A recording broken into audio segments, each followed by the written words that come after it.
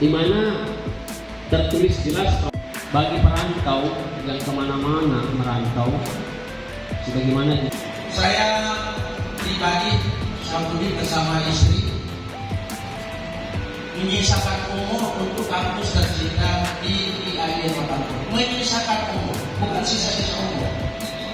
Kalau saat saya pensiun di kementerian lembaga itu sisa-sisa umur, sisa umur.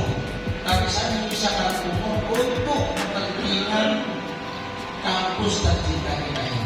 Prinsip saya itu adalah check or die, berubah atau mati.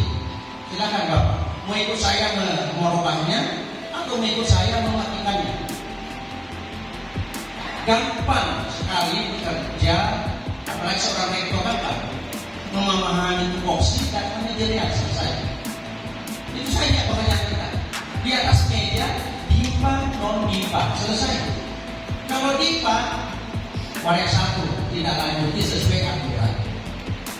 Kalau non DIPA tidak ada bitnya, bicarakan dengan saya. Selesai.